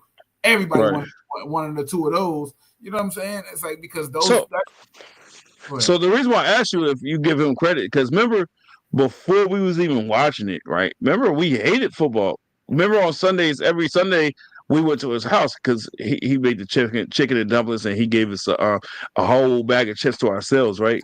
Um, remember that's all he played, and we used to hate that aspect of it, I right? don't So think that's why I was curious if we if huh? I don't think it was hating football. I think it was more or less sitting down for at somebody's place, your grandparents' house for 3 hours watching a sport that or watching football or something that you're not particularly into. It's not like you hated it. It's just like, well, football is what it is. Like you know Right. about Or it. maybe that's what it was. I remember we used to fall asleep a lot, and we used to be like, "Oh my God, another football game!" That's what I remember. So that's why I said, "Do you give him credit for that, or was it like everybody around us?" Because see, this is the thing: when we lived in Delaware, in school, that's all we heard about. when we came home, we got the bus is all we heard about football. And me and you wasn't even into football then. So I don't know. Maybe it's a combination. I don't know. So, and I remember when we were stealing from Ames, I remember we stole the sports magazines and we was flicking through the pages. We was like, all right, if we're going to be watching football, we're going to pick a team. And we picked a random team. Remember? This before we didn't know no players, none of that. And we picked teams, right? Which is funny, right? This is going to bring me to my next question. Now, you always claimed to be a 49ers fan, but you wasn't always a Niners fan, though. What was your original team? I was always a Niners fan. That's a lie. It's not. That's a lie. The only thing that you're going to try to say, which is it's a fake story. It's not. Mommy will tell you. Go ahead. If you have a team, that's the team that you follow, not some shit that somebody's just putting in your head or giving you. Like, you know what I'm saying? Like, if you a true fan, that's who you follow, and that's the team that you follow. If you don't have a conscience of a team, you're not a fan. Because parents put it like that. Parents put their kids. Parents give their kids teams when they get born. You're gonna be a fan of this. And then when they grow up or they get a little older and they're conscious of a team, they choose who they want. That is how you say it. So it's when you choose your team that you are a fan, not when somebody just give you shit and you just like, oh, I like this team. Like, no, you don't know nothing about it. So anything, if you ain't choose it, then it ain't real. See, me, I've always been a 49ers fan ever since I chose to be a 49ers fan. You, on the other hand, have not been faithful to your team. So don't time out. I'm glad you said that shit. Let me tell you something. So the people that's watching, let me tell you, this guy. So like I said, we went to Ames. We stole a sports magazine. I forgot the name of the magazine. We flicked through the pages. We both was gravitated to that big old star. Jarvis and our first team was the Cowboys. Now, before he said anything, hold on. Now, he made a point when he said, well, it's who you follow, not just because, okay, everybody's into it, let me just pick a team. So at that time, we just picked a team. We didn't know nothing about football, about players, about plays. We didn't know nothing about nothing, the history of nothing. We just picked the team. We both chose the Cowboys as our team. And we rocked with the Cowboys for a very long time. And because, mind you, in Delaware, when we lived in Delaware, everybody living in Delaware, they was either a Cowboys fan, a Baltimore Ravens fan, or a Washington Ravens fan, or a Philadelphia Eagle fan. It was nowhere in Delaware did you hear any other teams. It was just those four. The Cowboys, right? The Redskins, the Eagles, and the Ravens. That's the only teams. So we was both Cowboys fans. Our mom used to buy us curtains, comforters, sheets, everything Cowboys, right? And then years went by, and then I said, you know what? I like the Packers because I fell in love with Brett Favre, right? And so I was like, all right, I'm a Packer and a Cowboy fan. And Mr. Black over here, he said, I'm a Cowboy. And then eventually he said he was a 49ers and a Cowboy fan. And then eventually he dropped the Cowboys and just said he was a 49ers fan. He never turned back. Now, I will give him that. But originally, you was a cowboy. Even by your own story, that doesn't sound real. Somebody flicked through a magazine and they picked a team. So listen, that's not you being a fan. That's why I said you made a point when you said that. That's not being a fan, but like we didn't know nothing about the sport. But we both said if we're gonna watch it, we got to pick a team. You cannot say that somebody's thing because they did something on random. That's like saying somebody say, I'm gonna throw a dart at a map, and that's where I'm gonna say I'm from. No, it don't work that way. So you gotta actually know something about what you know, and once you know, and then you choose, that's what you are. Now, you don't try to steer away from your point because see, I've always just about to get there. You betrayed your team. How? Because if we came a Cowboys fan the same way, you can't. So that means I wasn't a fan. You was a Green Bay Packer fan. You chose Green Bay, and you was a fan of Green Bay from choosing them until your adulthood, and then you chose. Not until my adulthood. No, you was an adult because you didn't choose the Eagles until you moved back back to New Jersey and you was like 18. No, that's not true. No, that's not true. Listen, hold up, let's In rewind North time. Carolina, When I said I was an Eagles fan. We'll say it again. In North Carolina, you was not an Eagles fan. I was. No, you was not. I'm gonna tell you why. You didn't become an Eagles fan until you came back to New Jersey. No. And when you was an adult. I dropped the Cowboys. Right. Remember I said I was Cowboy and Packer fan. I dropped both of them teams. No, I'm lying. I dropped the Cowboys when Emmitt Smith last year, when they say he was going to retire. So I said, I'm done with the Cowboys. Right? Oh, what'd she say? Not always an Eagle fan. Oh my God, no, you did. I put this up in. It's crazy. So a lot of people don't know this about me, but you see it. So this is the thing. So when Emmitt Smith and Michael Irvin and all them, Troy Aikman, they was leaving, right? That was what, 95 or 96. I don't know. So whenever their last year, I was an Eagle fan. Well, I don't even want to say fan. If you want to be on, hold on. If you want to be technical, hold up, because I want to say I was a fan. I said that was my team. You know why? Because everybody was saying, "How the fuck are you a Packer fan and you never lived in Green Bay?" And I got tired of hearing that. Or how is your Cowboys fan? You never lived there. So I was like, hold up. And I always had a disdain. I always hated any New York teams. So I said, what's the closest to New Jersey? So that's when I started claiming the Eagles before I even knew nothing about the Eagles. No. So if you want to be on technicality, then yes, bro. No, yes. That is not true. That's our father. He knows. When I was in North Carolina, I was an Eagle fan. No, that is not true. Because you were a solid Packers fan for years. Listen. Even if you want to go back and say, "Oh, it was when they retired," you were 10 years old. So in that case, when you were 10, you dropped the Packers. You was not an Eagles fan at the age of 10. Stop.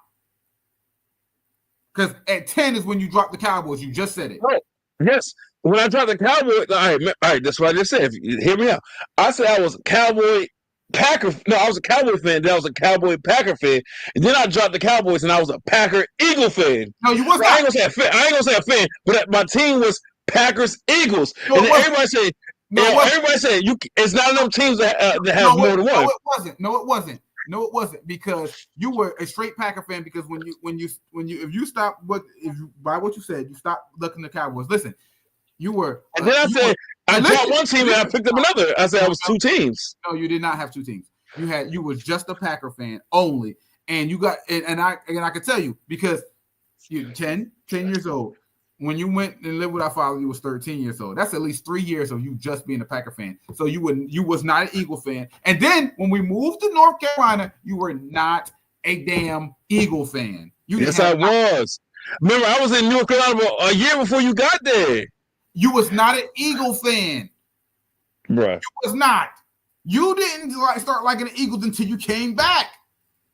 I'm telling you. I'm telling you. Because when you came back, that's when you probably wanted to claim this whole, I'm going to pick a team that's close to where I live. And you came back. When you was in North Carolina, you was a Packer fan all the way up. No. I was a Brett Favre fan. I'm going to tell you one thing. If we can go back and find old MySpaces, your Black Planet, your background was the Packers. You had Packers jackets. You had cheese head. No, I did have that shit. Stop. All right. You can't say I'm a fan of a team you ain't got shit about. You ain't know shit about the Eagles. You don't even know who was playing. You're right. Just like I ain't know about the Cowboys. Neither did you, but we said that was our team. Oh, you just said Emmitt Smith and Troy Aikman. Oh my God, look at this. It's just crazy. You would love to see what? Exactly. Crazy. All right, so look.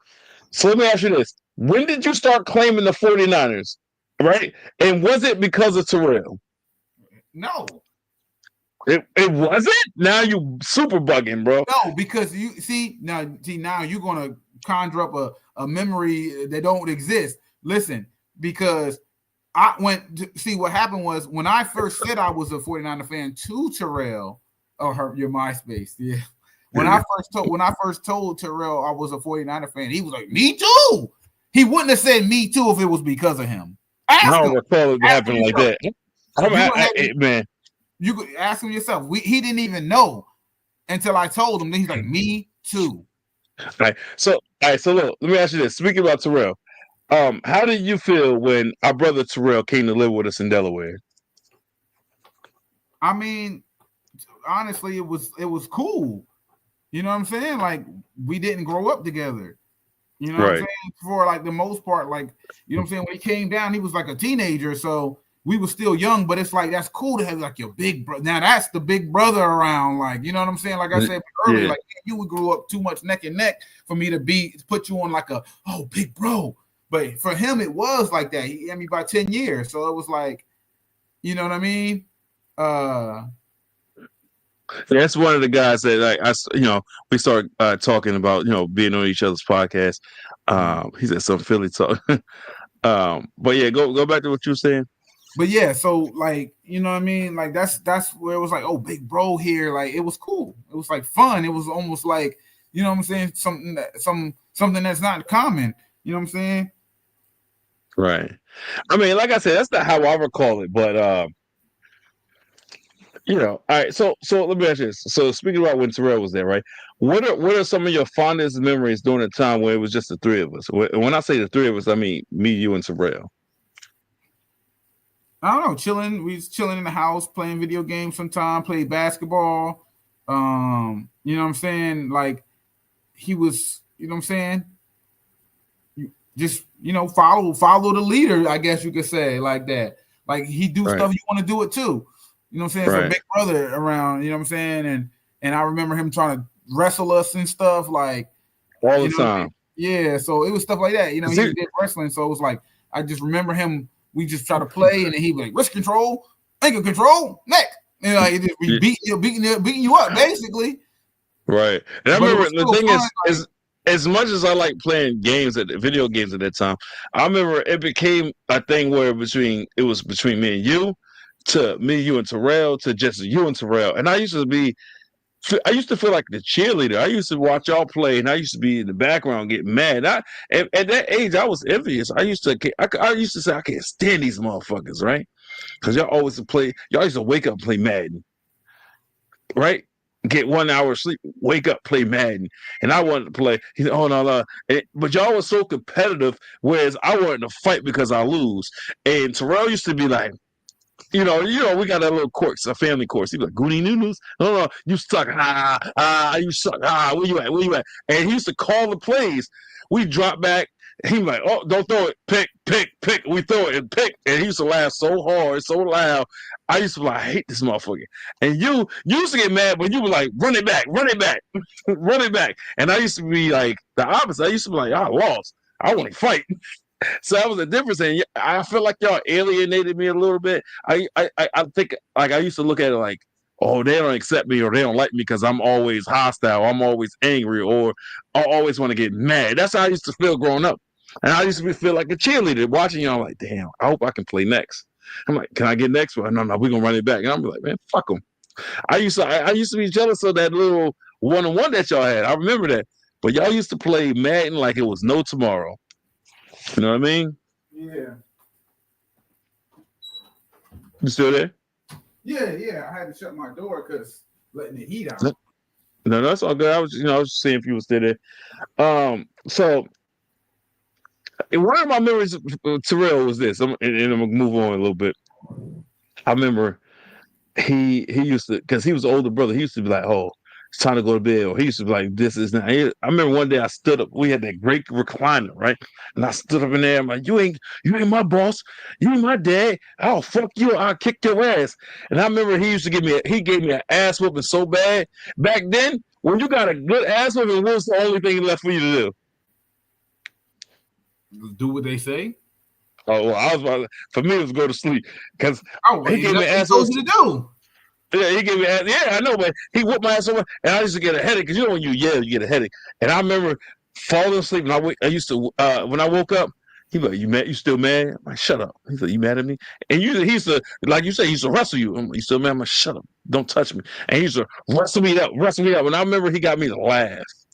And everything was golden after that, right? But like before that, I was like, yeah, but that's how he used to be, man. I used to love having him around, because me and you grew up with each other, right? And we didn't have our other three brothers. So when he moved down there, like for me, that was love. That was everything. That was life. And we had a lot of good memories. He was always there. We might not have always agreed with his thought process, but he kept us in line. I tell you that. Um, so it's so much about our lives we could touch on, right? But like, let me say this: do you remember when Mommy started dating Kevin? Kevin, big old Kevin Council. Yeah. Mm. How did you feel about him when we first found out about him? I mean, at first it's always gonna be like, who is this dude type deal, but Kevin was cool to me. Like from the first time I met Kevin, he was like, he was a jokester, he laughed, you know what I'm saying, and he looked out. Like he wasn't, Right. you know what I mean, he was a cool dude, you know what I mean? So I ain't having no problems with him. So for me, it was weird because I never wanted our mom and our father together in a relationship because they're two different people. Our father was more of the religious, strict person. Our mother and everybody on our mother's side of the family was outgoing. We were obnoxious at times. We were just carefree. So I didn't want them together for that. But a part of me was like, if it ain't my father, ain't no man gonna be with my mother, and that's how I felt. So the thing is, the one thing I loved about Kevin, and the only thing that we was able to connect on, it was the fact that he got us into wrestling. He got us watching wrestling. He had that scrambler. See, you know what I'm saying? On the black market, he had this thing called the scrambler. I don't even think it exists no more. So every pay-per-view he got for free and everything. And every wrestling pay-per-view, you, me, him, and Kevin. Well, me, you, and Kevin, we sat there and we watched it. So he got us into wrestling. He made me fall in love with wrestling, and on that aspect, we was able to connect. But like, I never got past the fact that he sleep in the same room as my mom. Like I couldn't accept that. I didn't like it. Right. So that was a little disconnect for me. Right. So I don't know. So what are some of your best memories of life living with Kevin? Chocolate chip muffins. Yeah. Because he worked at the Holiday Inn, right? No, the Quality Inn. Quality And yeah, he used to bring home the chocolate chip Otis muffins. Spunkmeyers. Huh? Otis Spunkmeyers. That the cereal. And he used to bring stuff for work, and I never forget it, man. Bro, like yeah, certain things. Bro, we ate good. I tell you that. That was one of my favorite things. But I mean, that's because he was a chef, so you know what I mean. Yeah. Like I guess it was in his nature to have food good, Yeah. and bring food home. Kevin was he was a head chef, yeah. And the crazy thing is, it's funny you said that because so some people ask me like, what made me want to start cooking? I don't know if I don't want to equate it to Kevin, but like I remember we used to eat so good that like it was. I remember in 7th grade, intermediate West, I want to say it was. That of course it says home economics, and at first I was like, "What the fuck is home economics?" They was like, "You get to cook," so I was like, "Okay, cool," and I did it. We made crepes, and this was my introduction to cooking, and I love that class to death. And I love the fact, well, there's been times, even though we ate good, there's been times that we didn't eat good, right? Especially when Mommy and Kevin argue. So for me, it was like, shit, I get to eat good in school. We get to make shit. And so I think that was my little introduction to the food thing because I remember when they had to, what they used to call it, where like every year, once a year, they come and they was like, "What do you want to be when you grow up?" or whatever.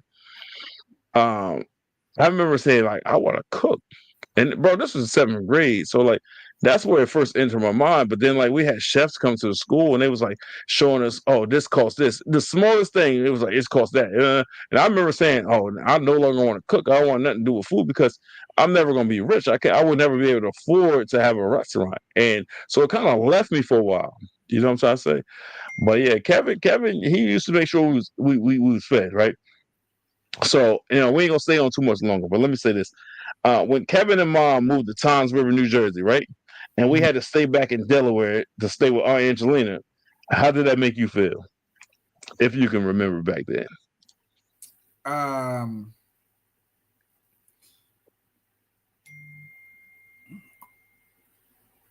I think I don't know. I don't remember how exactly it happened, but I think it was supposed to have started out like a summer, and I think I was like okay with it, but then I think it went on to the school year, Right.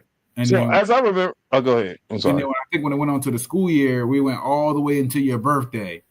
So we was there for the summer and then to your birthday, and then Angelina tried to put you in a dungeon on your Yeah, birthday. Dodgy. I think mommy came and she was like, "Yeah, y'all come," and she took us after that. So the thing was, we was already in school, and mommy was like, "Let us finish the school year there." Right, and after school year, we moved to Towns River. That's what it was. So it wasn't my birthday; it was actually your birthday. Because I so for people that's listening, right? So my aunt Angelina used to take the black garbage bags and tape them to the windows, and take not carpet, towels, and put it up below the door so we get no light coming in. It used to be pitch black. She used to take the TV out and everything, and we used to sit there in the pitch black dark. And she used to make us. This will sound cruel to a lot of people, right? But like she used to, we'd be hungry, we used to cry. The more we cried, the more she made us wait to eat. So we used to call it the dungeon, the fucking dungeon. So on my birthday, I was in the dungeon. So my brother, his birthday, he's a year and 11 days younger than me, right? 11 days, right? 9. 9 days. So it was his birthday when our mom came to visit us. And she goes, we was in a room. We heard her voice. So we said, "Oh, we going back. We going to New Jersey."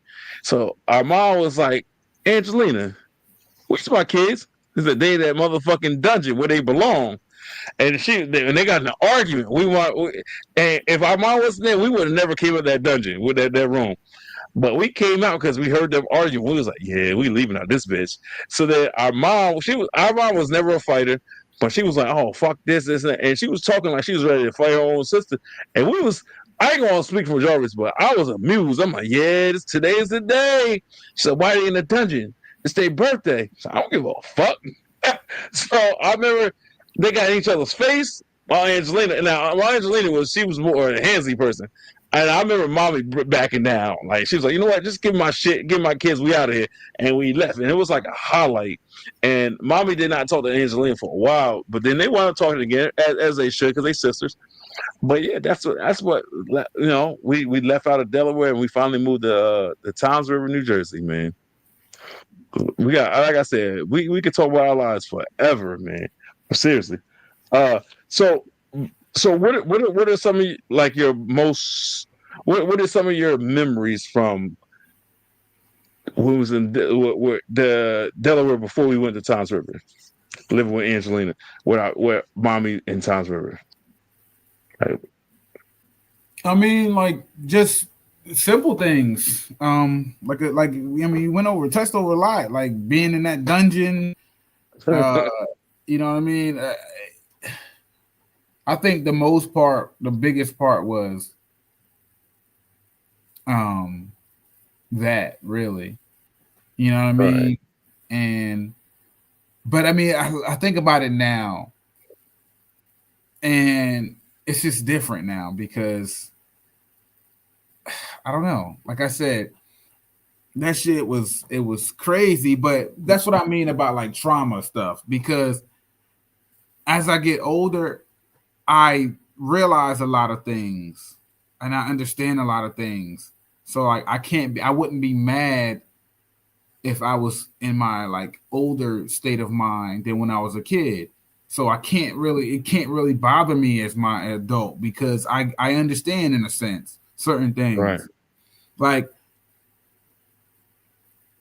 being in her position, you know what I'm saying? She didn't have no kids. At the time, you right. Yeah, she had no So, kids, and so like she didn't want to raise kids. She so didn't want kids at the time. So yeah, you got to think about all those things, and then your sister leaves from there with you, and then we was unruly kids in Delaware. We was fucking bad kids. They called us Beavis and Butthead.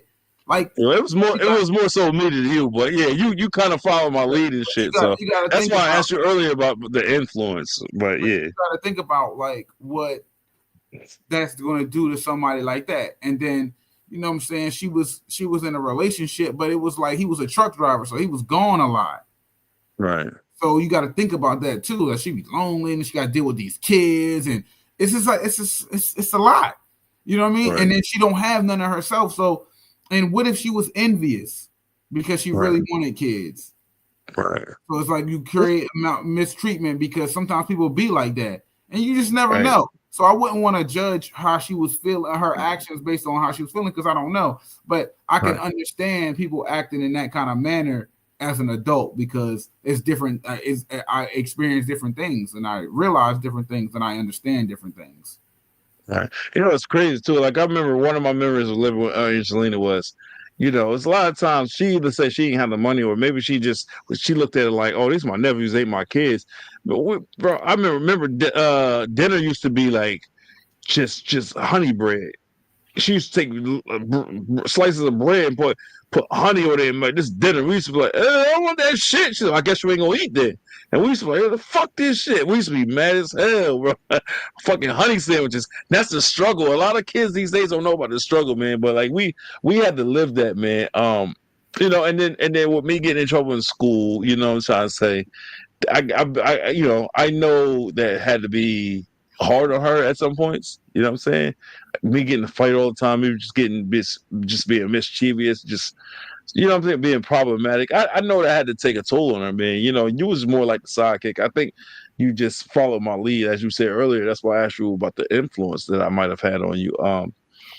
You know, uh, yeah, man. It was cool, man. Another memory I have is Angelina was very competitive, and I used to bow out. I used to stop playing with her, but you and her used to go back and forth like Uno and whatever board games, and she made you cry every day. And I used to make fun of you and laugh at you because you used to cry like a little baby. But I remember the one day that's how you got in the dungeon on your birthday because you was crying. Shut your punk ass up. And I don't remember what you said, but she just like, that's I had enough. And she get your ass in that dungeon. But y'all used to play that Uno, and she used to make you cry, man. And I used to be in the room because I was already in the dungeon. I was being a cracking up like, and when you came in, I was like, "Damn, what happened, bro?" You know what I'm saying? But yeah, man, that's that, man. Life is crazy, man. But I often say I wouldn't change nothing that happened in my life. It's some things I wish wasn't in my life, but this is the thing: when you alter your past, like all the good things that you want to keep in your life might be changed. Because when you alter something, you change things. You change the trajectory and the path. Right, so all these good fortunes that I may have had, maybe I have bad fortunes. So I wouldn't change anything, man. But yeah, man, it's just been a great conversation. There's a lot of other things about your life, our life, growing up together that I would love to touch on, and maybe we'll touch on it at a later date. But we're going on 2 hours, so I am going to conclude this episode for today. To the viewers, whoever's watching, make sure you share, comment, like, and subscribe. And yeah, man, like I have a lot more content coming. 2025. I'm gonna be a little bit more consistent than I have been in 2024. Yeah, I got a lot of great conversations, great topics I want to touch on, and just stay tuned and enjoy this ride with me, man. You know what I'm saying, Jarvis? I know you had something to do tonight, so we'll stay in touch and we'll talk a little bit later. All right. All right, bro. All right.